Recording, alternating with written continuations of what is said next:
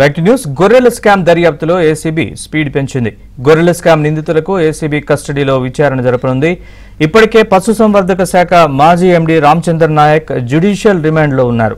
తలసాని మాజీ ఓఎస్డీ కళ్యాణ్ కుమార్ కు 3 రోజుల పాటు ఏసీబీ కస్టడీకి కోర్టు అనుమతించింది.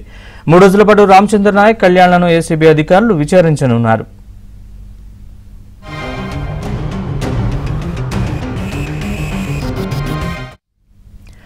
గొర్రెల స్కామ్లో ఇప్పటికే 10 మందిని నిందితులుగా గుర్తించారు. వీరిలో పలువురిని ఏసీబీ అధికారులు అరెస్ట్ చేశారు.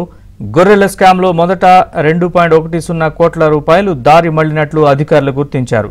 అయితే పశుసంవర్ధక శాఖ మాజీ డైరెక్టర్ రామచంద్ర నాయక్, తలసాని మాజీ ఓఎస్డీ కళ్యాణ్ అరెస్టుతో 700 కోట్ల రూపాయల స్కామ్ జరిగినట్లు ఏసీబీ అధికారులు గుర్తించారు. దీనికి సంబంధించిన కీలక ఆధారాల్ని ఏసీబీ సేకరించింది. మరోవైపు కాంట్రాక్టర్ మోహినుద్దీన్ పరారీలో ఉన్నాడు.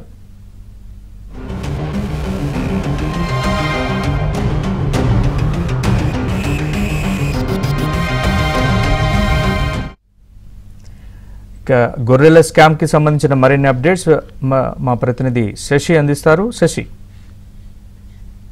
గొర్రెల స్కామ్స్ కేసులో ఏసీబీ అధికారులు దూకుడుగా వ్యవహరిస్తున్నారు. చాలా లోతుగా ఈ కేసును దర్యాప్తు చేస్తున్నారు. ఇప్పటికే ఈ కేసులో 10 మంది నిందితులుగా గుర్తిస్తే 6 మందిని అరెస్ట్ చేశారు. అయితే ఈ అరెస్ట్ అయినటువంటి వారిలో ఇటు పశుసంవర్ధక శాఖ మాజీ ఎండీగా పనిచేసినటువంటి రామచంద్ర నాయక్ ఉన్నారు. ఆ తర్వాత మాజీ మంత్రి తలసాని శ్రీనివాస్ వద్ద ఓఎస్డీగా పనిచేసినటువంటి కళ్యాణ్ కూడా ఉన్నారు. ఈ ఇద్దరిని అరెస్ట్ చేసిన తర్వాత న్యాయస్థానం అనుమతితో ఇద్దరిని కస్టడీలోకి తీసుకున్నారు. నేడు ఏసీబీ కార్యాలయంలో ఈ ఇద్దరిని కూడా విచారిస్తున్నారు.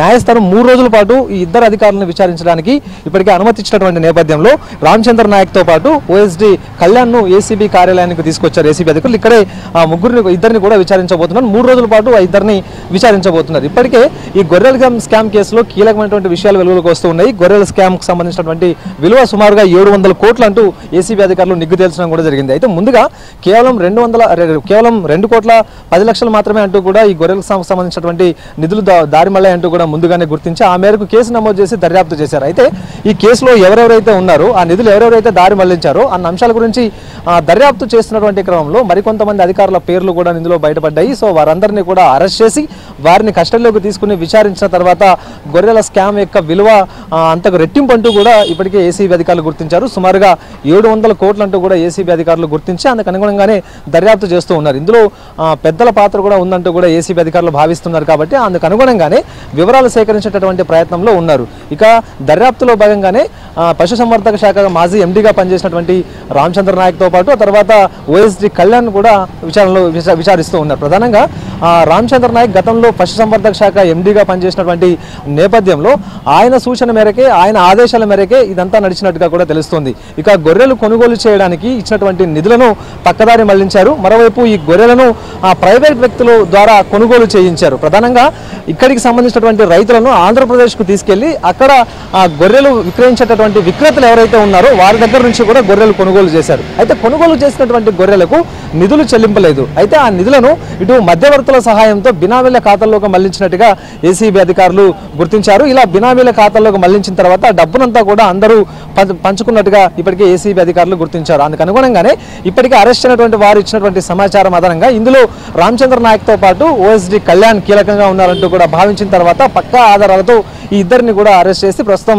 విచారణ చేస్తున్నటువంటి సందర్భం అయితే ఉంది. ప్రధానంగా గొర్రెలకు సంబంధించినటువంటి పంపిణీ పథకం ప్రారంభమైనప్పటి నుంచి 4,000 కోట్ల వరకు నిధులు ఖర్చు చేసినట్టుగా తెలుస్తుంది. ఇందులో సింహభాగం నిధులు పక్కదారి పట్టినట్టుగానే తెలుస్తోంది. అయితే ఇక మాజీ ఎండీగా పనిచేసినటువంటి రామచంద్ర నాయక్ ఇక గొర్రెలన్నింటినీ కూడా ప్రైవేట్ వ్యక్తుల ద్వారానే, కాంట్రాక్టర్ల ద్వారానే కొనుగోలు చేయాలంటూ కింది స్థాయి సిబ్బందికి ఆదేశాలు ఇచ్చినట్టుగా తెలుస్తోంది. ఇక రామచంద్ర నాయక్ ఆదేశాల మేరకే కింది స్థాయి సిబ్బంది కూడాను మధ్యవర్తులు, ప్రైవేట్ కాంట్రాక్టర్ల సహాయంతోనే ఈ గొర్రెలన్నింటినీ కూడా కొనుగోలు చేశారు. అక్కడ నిధులను కూడా ఆ కాంట్రాక్టర్లకు సంబంధించినటువంటి ఖాతాల్లోకి జమ చేశారు. ఆ కాంట్రాక్టర్లు విక్రేతలకు డబ్బు చెల్లించకుండా స్వాహా చేసినటువంటి సందర్భం కూడా ఉంది. ఈ మొత్తం వ్యవహారంలో ఇక కాంట్రాక్టర్గా వ్యవహరించినటువంటి మోహినుద్దీన్ చాలా కీలకంగా ఉన్నారు. ఇక అతన్ని అరెస్ట్ చేస్తారంటూ కూడా భావించిన తర్వాత మోహినుద్దీన్ దుబాయ్కి పారిపోయాడు. ఇప్పటికే ఈ కేసులో 10 మంది నిందితులను గుర్తిస్తే 6 మందిని అరెస్ట్ చేశారు. మోహినుద్దీన్ కూడా కీలకంగా ఉన్నాడు కాబట్టి అతన్ని అరెస్ట్ చేసిన తర్వాత ఇందులో కీలకమైన విషయాలు వెలుగులోకి వచ్చే అవకాశం అయితే ఉంది. 700 కోట్ల స్కామ్ అంటున్నారు కాబట్టి ఈ నిధులన్నీ కూడా ఎక్కడికి వెళ్ళాయి, ఎవరెవరు ఈ నిధులను పంచుకున్న అంశాల గురించి కూడా ఒక కొలిక్కి వచ్చే అవకాశం కనిపిస్తుంది. మరోవైపు ఈ కేసు లోతుగా విచారించినటువంటి నేపథ్యంలో పెద్దల పాత్ర కూడా బయటపడే అవకాశాలు కూడా స్పష్టంగా కనిపిస్తూ ఉన్నాయి.